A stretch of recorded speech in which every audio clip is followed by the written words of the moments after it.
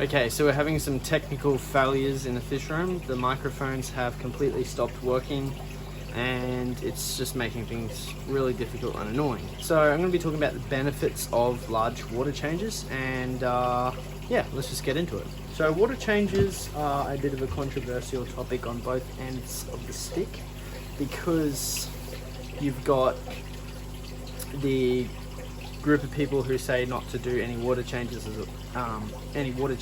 at all. I might put that up on the screen up here, or whether it's up here, who could know. Put it up there. There's a YouTube video that Nick did about a guy who doesn't do any water changes. You've got that group of people who believe that. That's fine. There is pros and cons to that as well. And then you've got the group of people who are like me, who like to do huge water changes. And I'm going to be talking about the benefits of doing the big water changes, and I'm also going to be talking about the benefits of doing no water changes. But there are a lot of things you need to consider with either way, and it's really just down to how you like to clean your aquariums. Okay, so behind me here we've got a 6-foot tank. This holds about 500 to 600 litres, give or take, and I do a water change on this usually every week. If I'm going to do a water change on this every week, it's doing a 50-55% water change, 60% water change. Drain out a lot of the water, like literally down halfway or a little bit more than halfway. And if you've got a good water source, I'm on rainwater, so I have to actually be a little bit careful with how much water I consume. But if you've got no limits, do a 50% water change every week. And I've heard of people that do even bigger water changes. But it's a hassle because you can expose your heater and then your heater can blow up. So I actually recommend doing a 50% water change every week on this tank if you've got a good water storage. If not, obviously 30%, 40% water changes are completely fine. They do manage everything quite nicely and it still seems to be alright. But most definitely, if you're going to leave it for 2 weeks, definitely do a 50% water change. So here we've got a 2-foot tank. This is a grow out tank for some of my grow out craycox, neon craycox rainbow fish. I have about 30 in here. I think it would probably be about a 60% water change, and I'll do this every single week. Now the reason why I do this, and this is not necessary for every setup you have, and I'm going to explain that right now. So this here is everything in my whole fish room is rainwater. As far as I know and what I've learnt, rainwater is very lacking in minerals, which is vital for the fish's growth and health. So this means that the fish in this tank use up all the minerals within that water body, and then you become with a stagnant, unmineralized water body, and the fish will become stunted, munted, and have different mutations. They won't be able to grow properly, they won't be as healthy, and the growth of the fish overall is going to be so much slower. Yeah, so the reason why you do big water changes is so that you're replacing what minerals you do have in rainwater back into your box, I guess if you call it, back into your tank. So you're basically replacing the minerals for your fish's growth. So the more you replace it, the more minerals your fish are going to have. Because this tank doesn't have any plants, they are producing a lot of waste, so this also helps to reduce your waste buildup, so the ammonia buildup in your tank. So even if I had tap water, which does have quite a lot of minerals in the water, I would still be doing the same amount of water changes because there are quite a few fish in here and they do produce waste. And because they're in the growing out phase of their life, they draw a lot more minerals into the fish's body than an adult fish would, because they're still growing.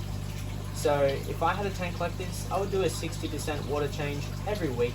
Now if you are going to do these big water changes and you want to grow out lots of fish and breed fish, you're going to want to make sure that the water you're replacing isn't too cold, otherwise you're going to freak out your fish and you could also hurt them or affect the health and well-being of the fish, even kill them if it's too cold. So if you're going to replace the water, make sure you have a water mixer that mixes the warm and the cold water together to create a little bit warmer temperatures. It's okay if you're putting 25-degree water in here or even 22, 23 degrees, that should be fine, but anything under 20 is getting pretty sketchy. So make sure that when you're adding a huge amount of water back into your tanks, once you've done the big water changes, that the water is not going to be too cold. Okay, so you can see here we've done our water change. Make sure that when you're doing big water changes that you never unsubmerge your heater.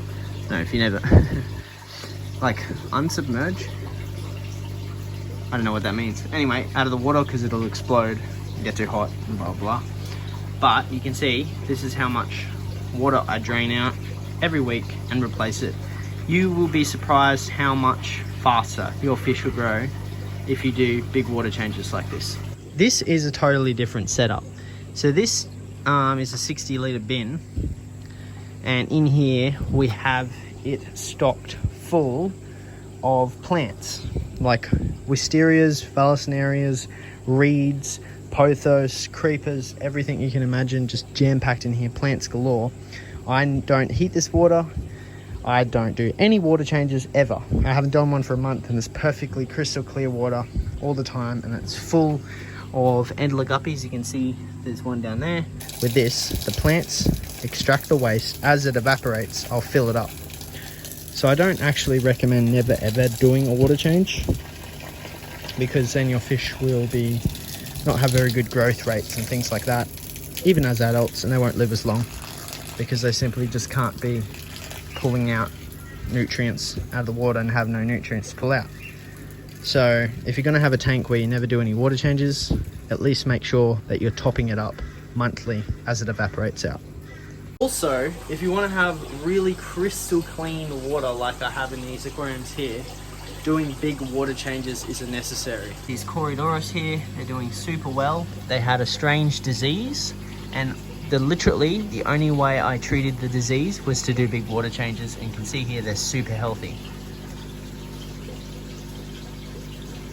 Water like this, you have to do big water changes. Now this is my Zeb tank, so I rarely do water changes any bigger than about that, halfway, maybe a bit more, just because I don't want to change out too much water.